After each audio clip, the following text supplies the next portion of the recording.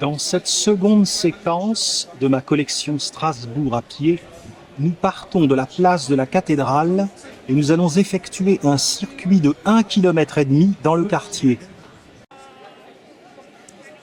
Je renvoie ceux qui voudraient des détails sur ce bel édifice à mon film correspondant pour l'extérieur et l'intérieur. Le circuit débute place de la cathédrale. À l'angle de la rue Mercière, cette belle maison, qui date de 1268, abritait jusqu'en l'an 2000, date de sa fermeture, les locaux de la pharmacie du Cerf. Jusqu'en l'an 2000, la pharmacie du Cerf était la plus ancienne pharmacie en activité en France.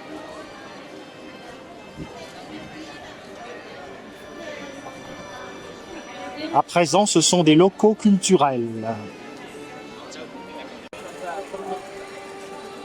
Un peu plus loin se trouve la maison Cammerzel, qui abrite un restaurant réputé.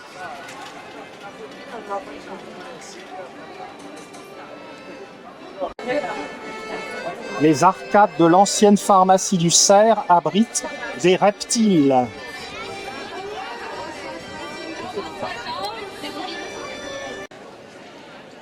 Le rez-de-chaussée date de 1467 et les étages de 1589.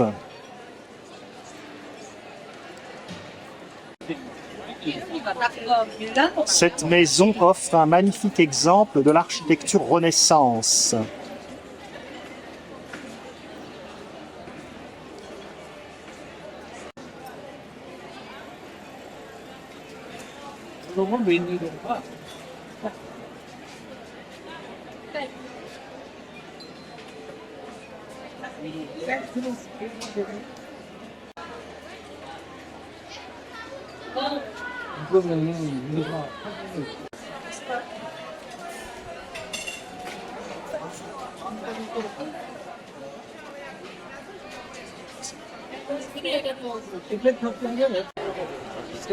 À l'angle, sculptées les 3 vertus théologales: foi, charité, espérance.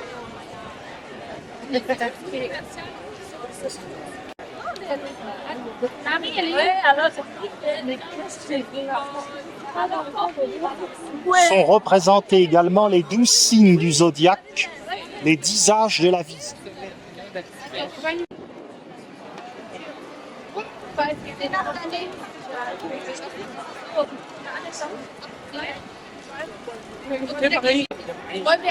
À présent, empruntons le circuit proprement dit, en longeant la cathédrale par sa face nord. L'office de tourisme de Strasbourg se trouve juste à côté de la maison Cammerzel.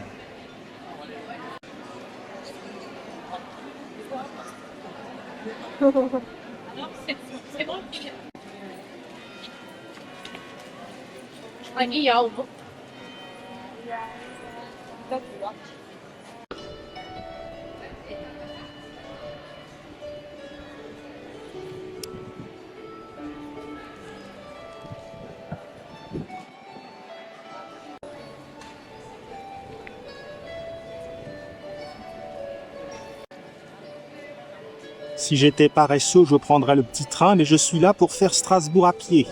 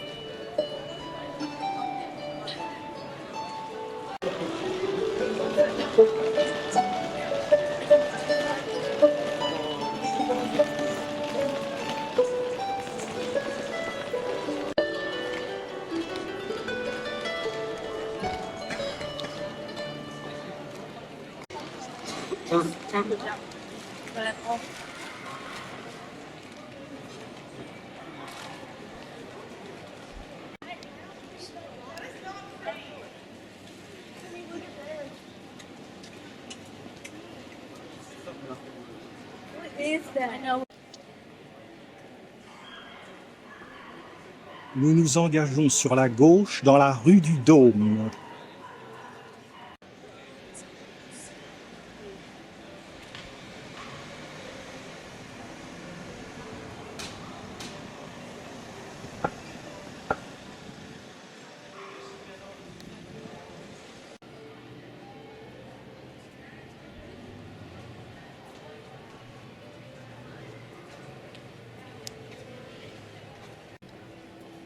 La rue du Dôme est bordée d'intéressantes demeures construites dans la seconde moitié du XVIIIe siècle.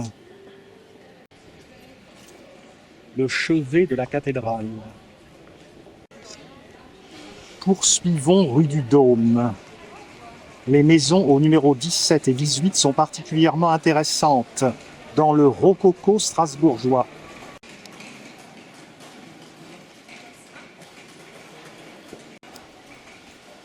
Voici la façade du numéro 17. On remarque les têtes sculptées au deuxième et troisième étage.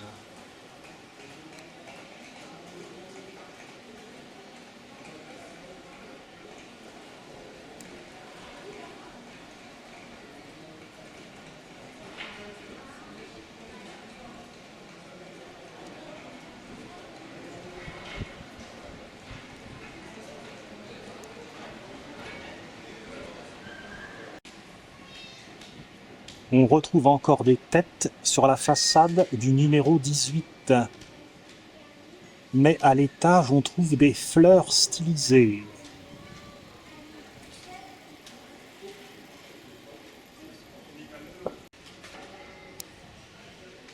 Tournons un instant dans l'impasse du Tiroir, sur la gauche. On aboutit à une porte Renaissance d'une demeure ayant appartenu à la famille Beucklin du XVIe siècle. Aujourd'hui, c'est un pensionnat.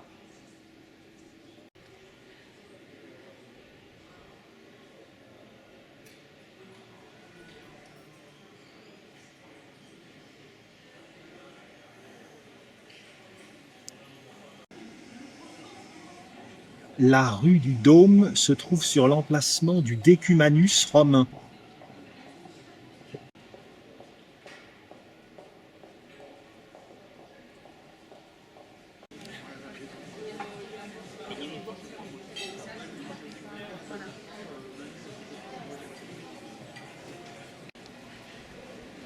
Rue des Échasses. Rue de la Hache.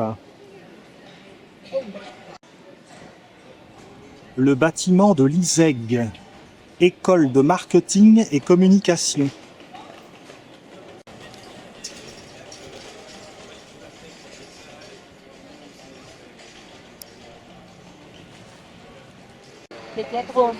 Nous arrivons à l'intersection avec la rue du Temple Neuf. Mais c'est à droite que nous tournons, dans la rue Brûlée.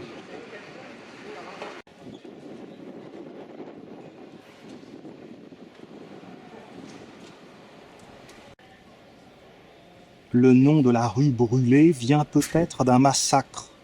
En 1349, il y eut un pogrom et de très nombreux juifs furent brûlés vifs. La rue Brûlée est très paisible par rapport à la rue du Dôme, la rue des Juifs et la rue des Hallebardes. La rue Brûlée accueille de très nombreux hôtels particuliers. Ici, maison de l'innovation.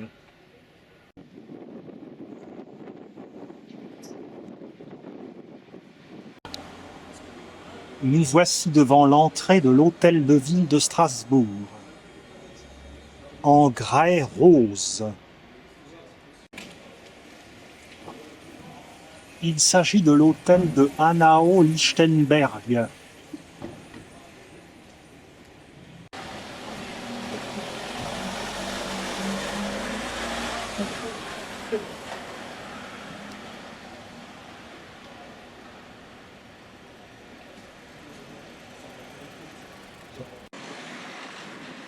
L'hôtel a été construit entre 1731 et 1736. Le décor intérieur a été achevé en 1740. C'est le comte de Hanau-Lichtenberg qui en a ordonné la construction, et après sa mort, l'hôtel passa à son gendre de Hesse-Darmstadt. À la Révolution, l'hôtel devint bien national. En 1806, l'empereur Napoléon Ier en fit l'hôtel de ville de Strasbourg.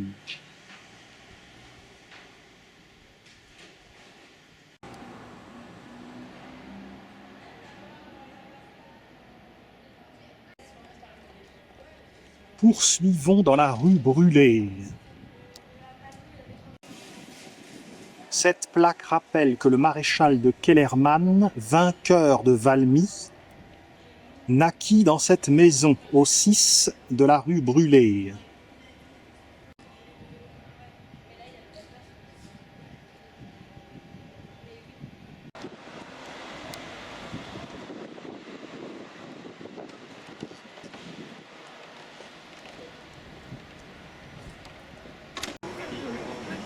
On peut faire un petit détour, un petit crochet dans la rue des Charpentiers, qui se détache de la rue Brûlée. Ici se trouvent des demeures bourgeoises, d'autres plus aristocratiques.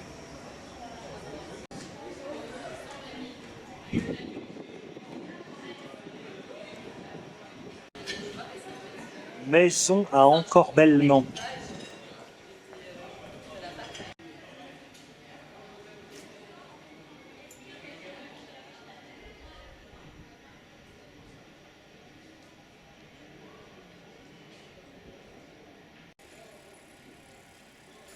Une grille un peu abîmée, mais dont il reste beaucoup de splendeur.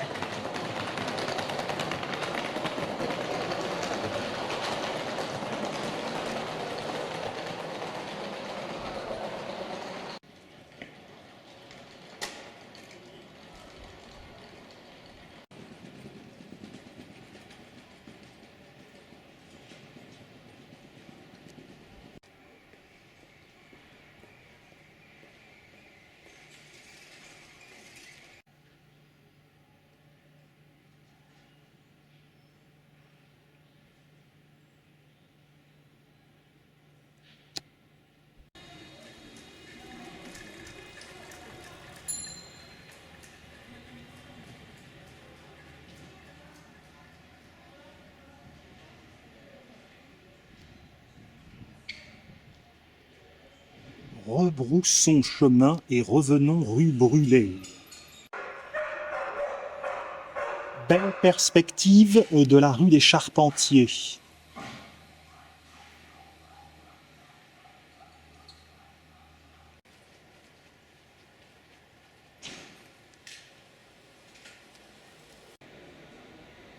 Nous allons tourner à droite rue Brûlée pour poursuivre la balade.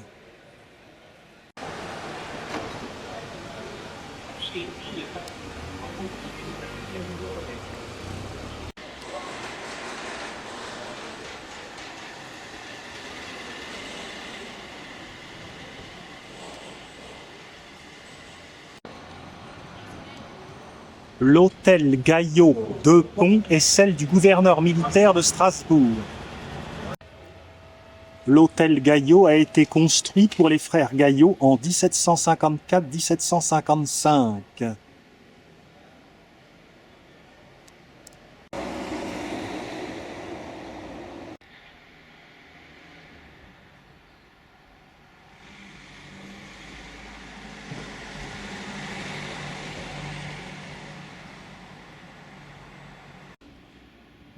Superbe bâtiment de l'archevêché de Strasbourg.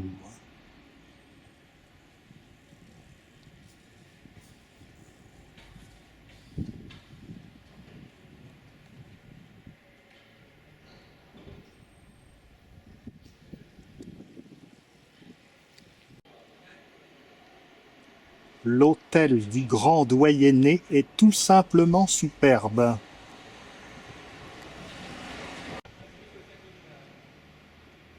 On remarque toutes ces petites mansardes.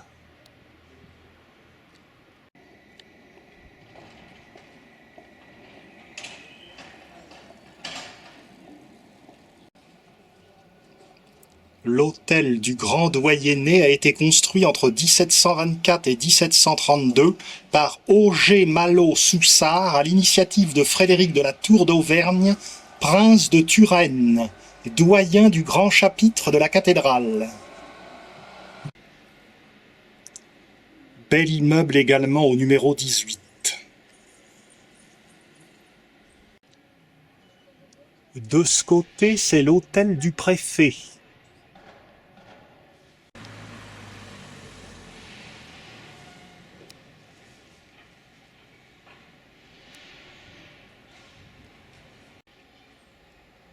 On peut difficilement voir l'hôtel de Klinglin, dû à Pflug. On le verra plus facilement sur les quais de l'île. Il fut siège de l'intendance d'Alsace, aujourd'hui donc résidence du préfet.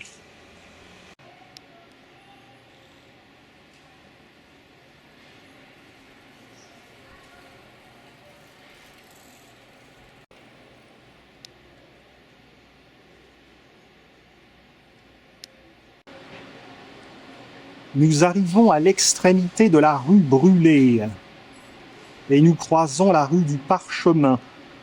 Nous allons aller tout droit dans la rue de l'Arc-en-Ciel.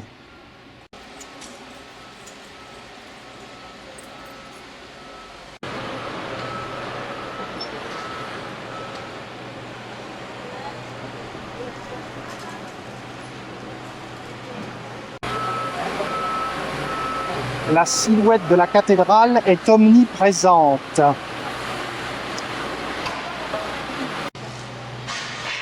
On poursuit rue de l'Arc-en-Ciel.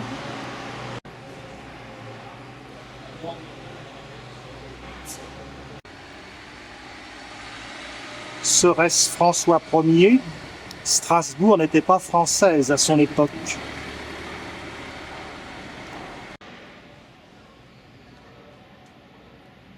Strasbourg est inondée de soleil, et en cette mi-avril, il fait 27 degrés. Le noyau historique, enserré par les bras de l'île, comporte également des résidences modernes. Au numéro 15, l'hôtel de Marabial, 1741-1742. Remarquez les grilles aux fenêtres.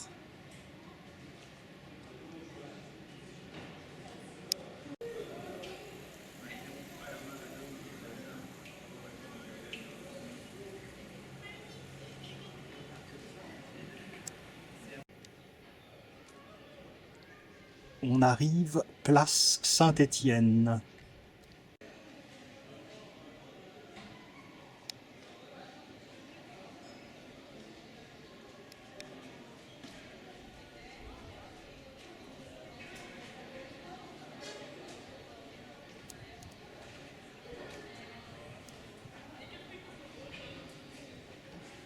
C'est sublime.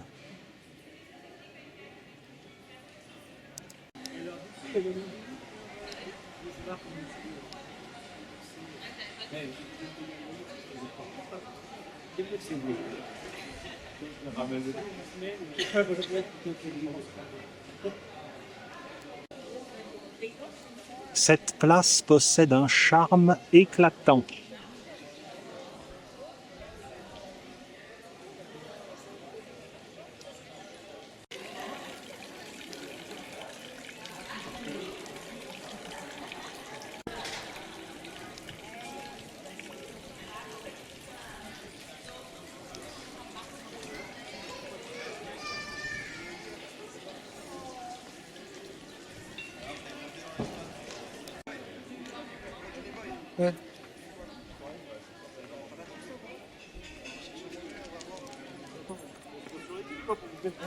Allez.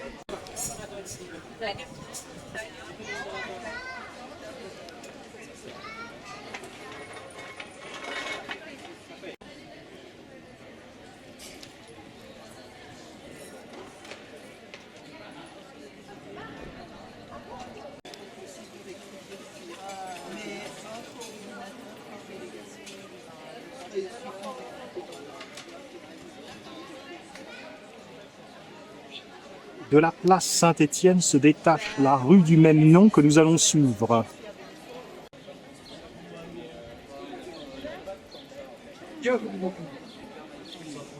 Quelqu'un va te Rue Saint-Étienne. Immédiatement, on tombe sur la charmante placette du frère Médard.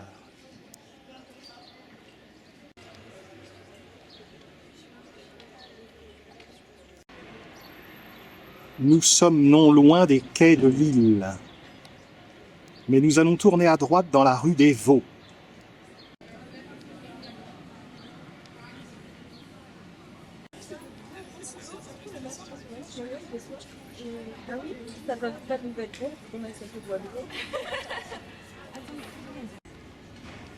La rue des Vaux comporte plusieurs belles façades d'hôtels. Ruelle Saint-Médard pour rattraper la place du même nom.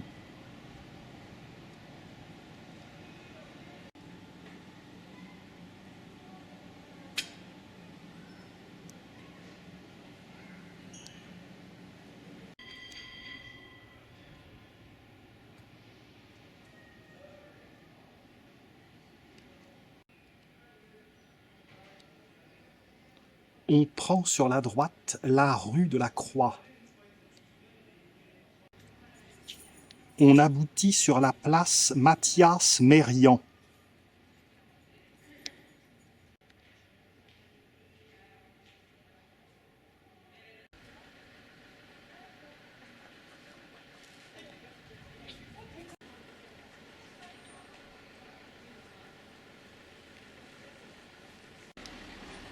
Façade de la place Mathias-Mérian.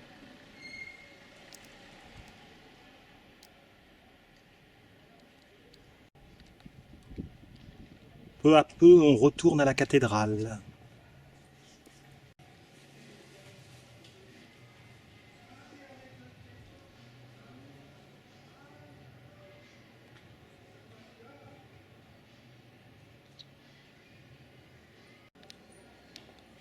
Rue du Chapon.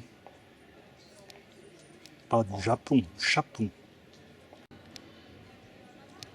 Une petite ruelle s'en détache et nous mène à une placette. C'est la place du marché Gaillot. Créée en 1763 à l'initiative de François-Marie Gaillot, prêteur royal.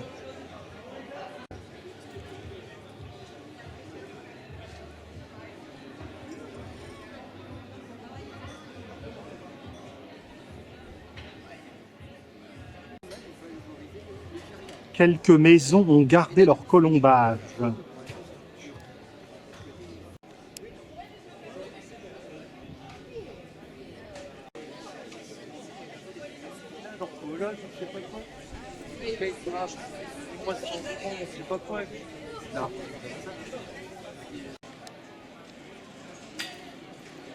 La place a un aimable visage. On s'en échappe pour rattraper la rue des Frères. La rue des Frères est ici.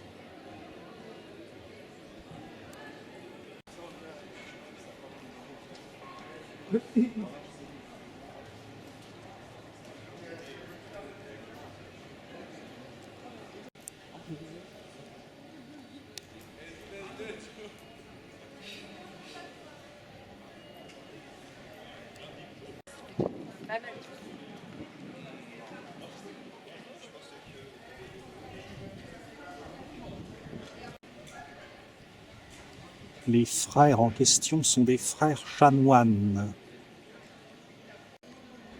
La rue est joliment pavée. Jusqu'au XIIIe siècle, les chanoines vivaient en communauté dans un bâtiment qui a été remplacé par le grand séminaire. Si les parties du bâtiment datent de 1575, la plus grande partie date du XVIIIe siècle, comme on peut le voir à l'aspect. Rebroussons chemin pour prendre la rue des Écrivains.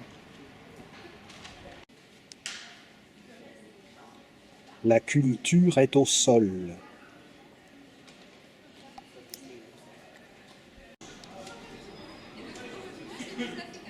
Si on peut la voir aux Journées du patrimoine, mais malheureusement ce n'est pas maintenant.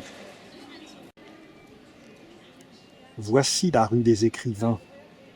Nous y étions passés tout à l'heure. Descendons vers l'île. Au Moyen-Âge, il y avait ici le bureau du greffe de la chancellerie épiscopale, littéralement une chambre où des écrivains enregistraient les actes notariés. On repasse devant la place du marché Gaillot. La tourelle se situe rue des Sœurs. L'ancien hôtel des Dames nobles d'Andlau a été construit de 1749 à 1752.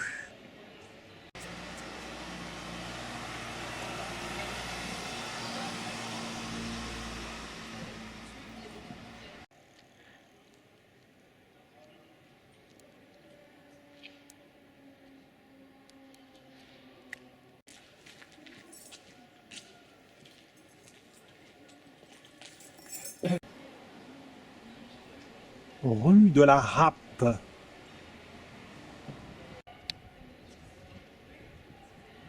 Le grand séminaire apparaît dans toute sa structure massive. À l'angle de la rue des Écrivains et de la rue de la Rappe se trouve la maison de Cagliostro. Celui-ci, protégé du cardinal de Rohan, a séjourné.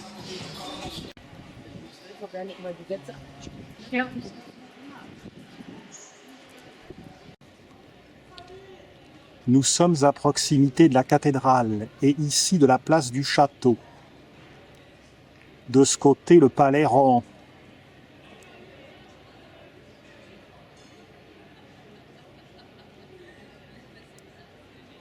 Ce bâtiment, aux lignes sobres, est un lycée. C'est le lycée Fustel de Coulanges, édifié par les Jésuites de 1757 à 1759.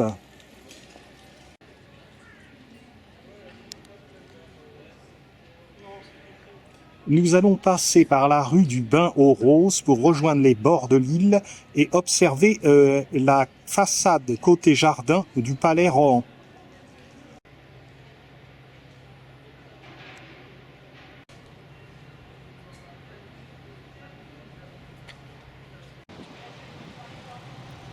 Nous débouchons quai au sable.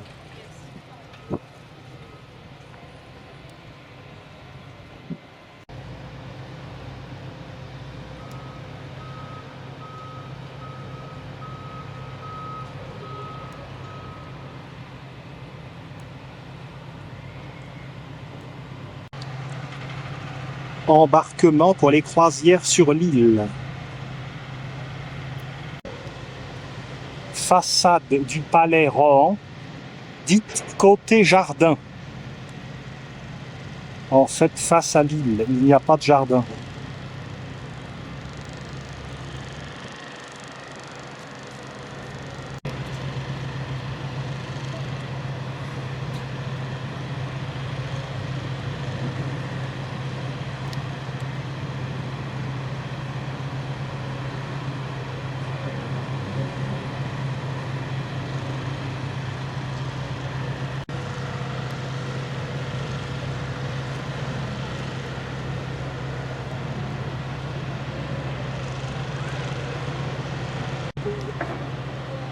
Le palais Rohan est l'ancien palais épiscopal de Strasbourg. La famille de Rohan a accaparé la fonction de 1709 à 1789. Vue merveilleuse sur les quais de l'île.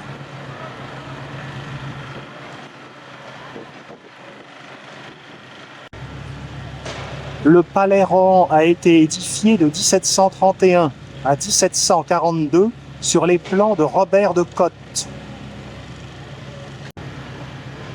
Côté jardin, Le pavillon comporte 4 colonnes corinthiennes, un chapiteau corinthien en feuilles d'acanthe.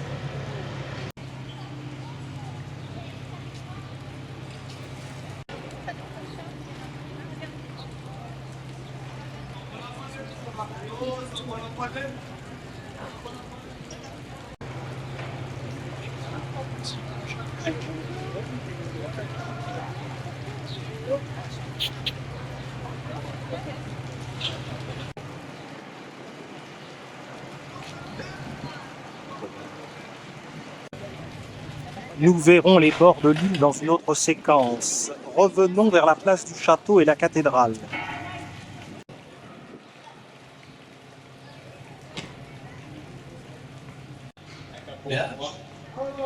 Par la rue de Rohan, nous remontons et nous voyons le musée de l'œuvre Notre-Dame.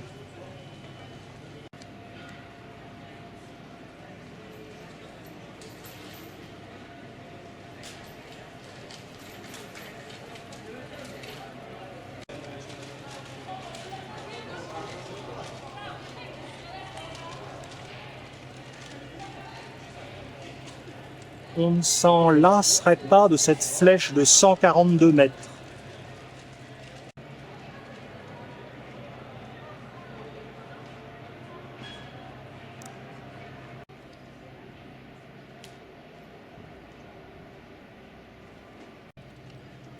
Le flanc nord du palais Rohan.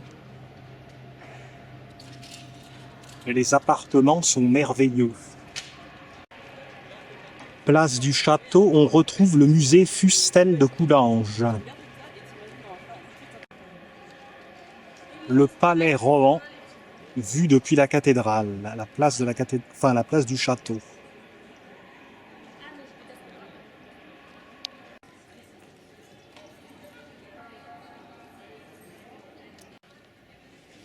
Le palais Rohan abrite les locaux de 3 musées. Le musée archéologique, le musée des arts décoratifs et le musée des beaux-arts de Strasbourg.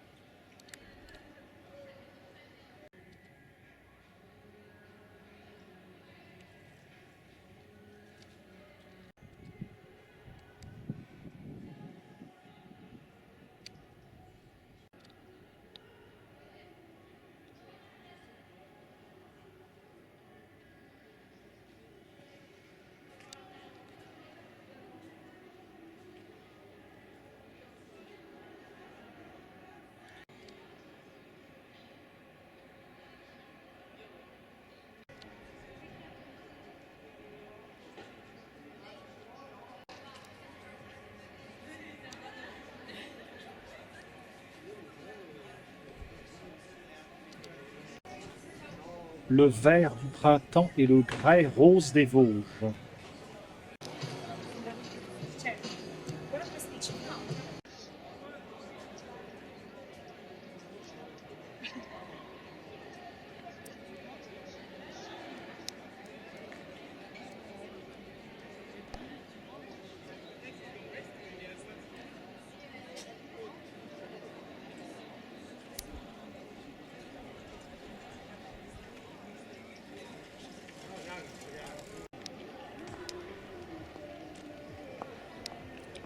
Façade du musée de l'œuvre Notre-Dame.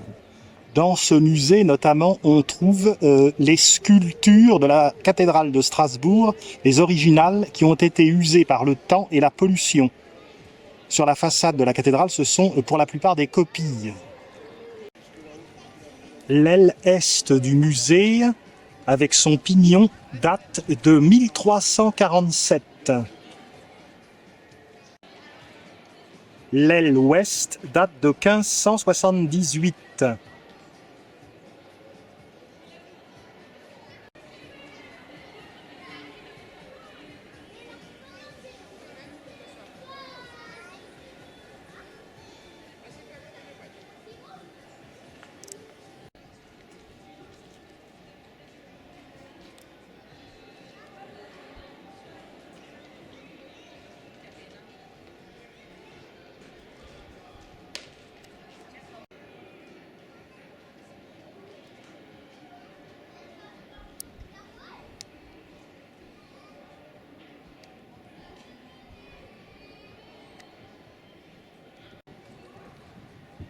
Peut-on trouver un petit jardin plus délicatement émouvant que celui-ci? Le petit passage le jouxte.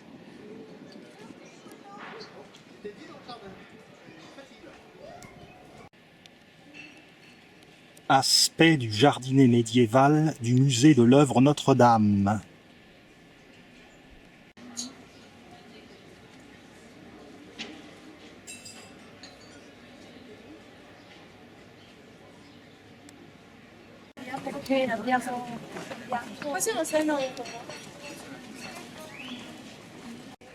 You don't have to always go.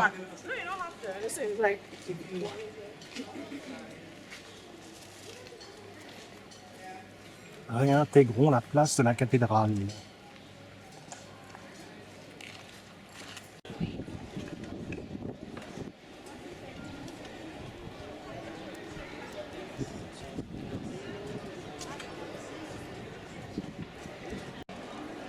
L'ancienne école de santé militaire de 1864 abrite la bibliothèque, le cabinet des estampes, les services administratifs et techniques des musées de la ville et un bureau de poste. Fin de ce circuit de 1,5 km.